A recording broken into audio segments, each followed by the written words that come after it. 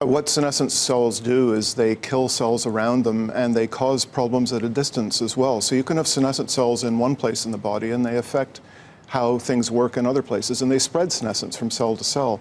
Yet they themselves, despite the fact they're killing the cells around them, don't die. Why don't young people have any senescent cells, or they just don't have as many?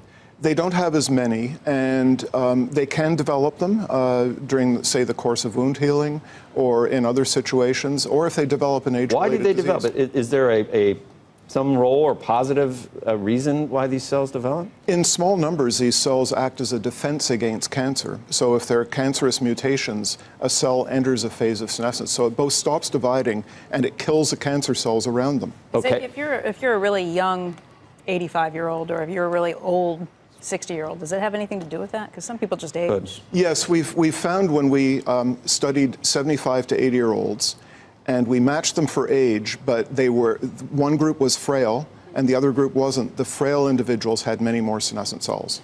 So there is a drug called Sprycel, and it's got another name that ends in MAB, so it's a monoclonal, right? I guess. No, it's a small molecule. Even though it's called MAB.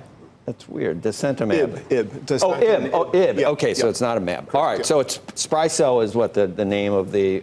That's a trade name, yeah. That's the trade name. So it's used for a type of leukemia. Right, and certain other cancers. And certain other cancers, but it also seems to selectively kill these senescent cells without a lot of collateral damage? Particularly if it's combined with other compounds. So what it does is it disables the pathways that senescent cells use to stop them from dying from the factors that they're producing. So they die. To kill cells around. And it seems to make they people commit live longer. suicide. And the other thing in the cocktail is like a flavonoid that you get in broccoli, or what's it called? Apple peels. Apple peels. Quercetin, it's called. Blueberries. Correct. It's an antioxidant that seems to work synergistically with this drug. Yes, for some senescent cell types. So you could be 90, and we have. I always talk about William Shatner. He comes in, he looks like he's 40. So there are people that have some type of natural way of not having all these senescent cells build up. This might help everyone do that, right? Did you bring any? No, not at this point. We want to study these things in trials, so I advise viewers not to take them until we do those trials. 3 years, we'll have some. Hopefully, that first trial takes place over the next 3 years.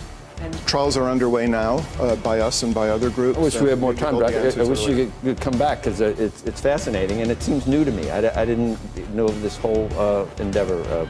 Anyway, thank you very much, Dr. Kirkham from the Mayo Clinic.